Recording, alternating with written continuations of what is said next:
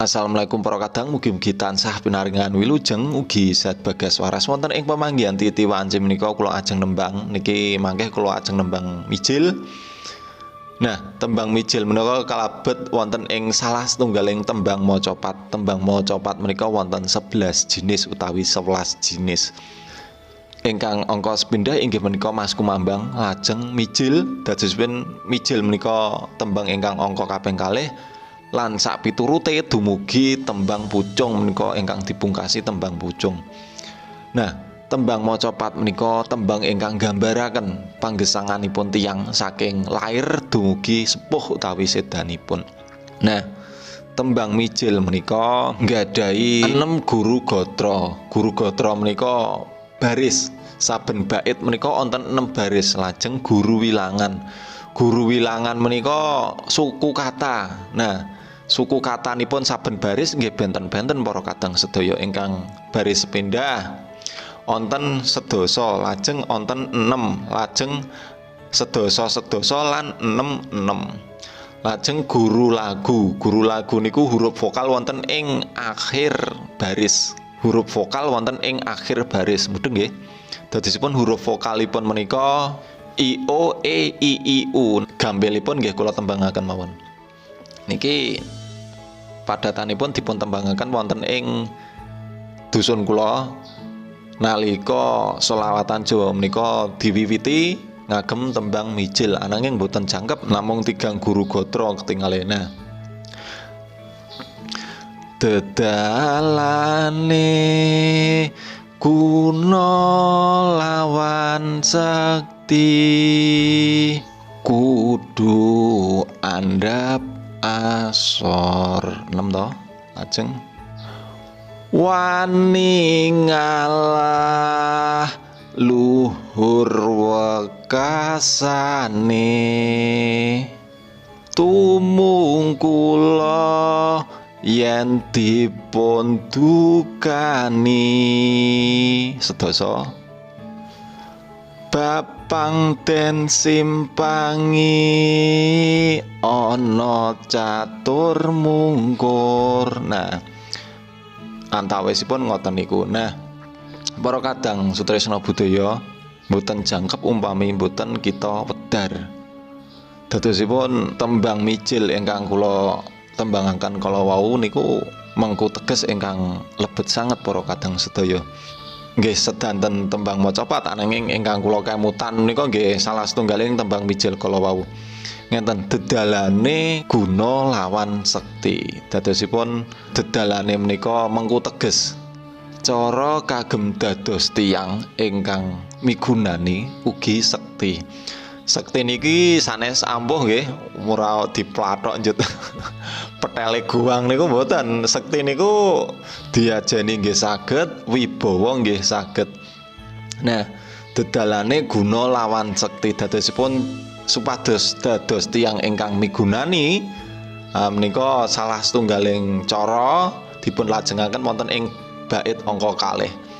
Kudu andhap asor. Dadosipun kita sedaya wonten ing panggesangan bebrayan menika kedahipun nggih andhap asor, ngurmati, ngajeni marang sepadha-padha. Lajeng ingkang angka 3 menika wani ngalah luhur wekasane.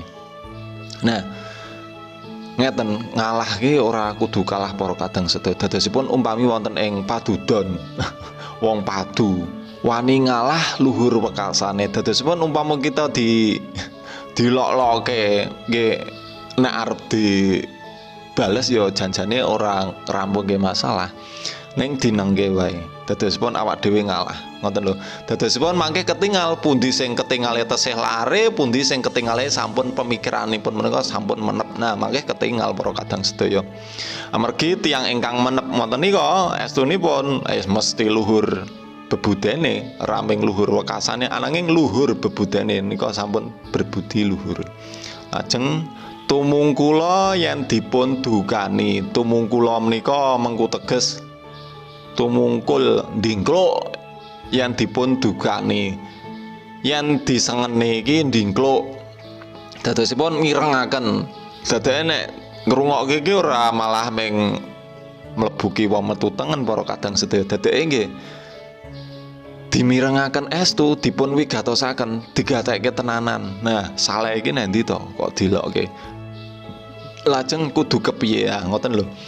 Mangke kan nek tiyang ingkang ya niki sanes tiyang anu nggih niki ketingale lare. Dadi nek bocah disengen iki ya kudune pancen kula ora wangsulan. Kula niku gadah lare nek tak omongi kok wangsulan wah ceblek bokonge mboten napa-napa ben kapok dadosipun mboten tuman. Mangke ndak dados tiyang kurang ajar umpami dipun uja. Nah ngoten lho. Lajeng bapang den simpangi. Bapang menika mengku teges jejogetan, dadosipun jejogetan. Mungkin niki hura-hura nggih. Jejogetan niku saged dipun artosaken nika hura-hura. Nah, bapang den simpangi menika umpami jejogetan ingkang estunipun menika nggadahi arti hura-hura nggih dipun tebihaken, dipun singkiri ngoten lho. Dadosipun kita gadah wekdal nika nggih dipun manfaataken kagem pidamelan ingkang migunani. Lajeng ana catur mungkur. Nah, catur mungkur menika umpami kita mireng wonten tiyang grenengan nggih dipun ungkuri para kadang sedaya. Dadosipun dipun ungkuri menika mboten kedah lunga wonten niku mboten, ning nggih mboten sah digatosaken ngoten lho. Nah, dipun ungkuri menika niku artosipun wonten ing ukara niki nggih macem-macem. Dipun ungkuri lunga dilungani nggih saged, ning boten dipun mirengaken, boten ditanggap niku nggih saged. Nah, salah setunggaling tembang macapat niki wau nggih menika tembang mijil menika estunipun artine lebet sanget. Ananging para kadang menika nggih kathah ingkang pun boten apal, mungkin nate mireng ning boten apal. Dadosipun estunipun tembang mijil nika kathah. Niki ingkang kula tembangaken menika salah setunggaling tembang mijil wonten ing tembang macapat.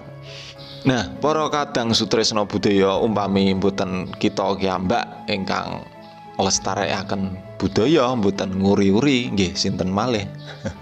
Nek udu wong Jawa ya sapa meneh ngoten lho. Mosok ya wong njaba Jawa. Luwih-luwih wong luar negeri. Nah, wong luar negeri iki malah akeh sing iso nari, malah wis duwe sanggar dhewe para kadang sedaya. Lah, mosok ya awak dhewe ora isin. Matur nuwun ingkang sampun mirsani saking wiwit dumugi pungkasan, mugi-mugi saged dadosaken video ingkang manfaat. Wassalamualaikum warahmatullahi wabarakatuh. Matur nuwun. Selamat datang di channel YouTube Vlog Pitutur. Channel YouTube ini berisi tentang konten-konten kebudayaan Jawa dari segi pitutur luhur maupun nasihat kehidupan yang saya hubungkan dengan kehidupan sehari-hari maupun berita viral yang ada di negeri kita ini. Itu semua bertujuan agar kepribadian budi luhur kita dapat terjaga dan dapat dilestarikan ke generasi kita. Mari kita dukung channel ini agar menjadikan sarana yang baik untuk kita semua. Matur nuwun, mugi Gusti berkahi kita sedaya.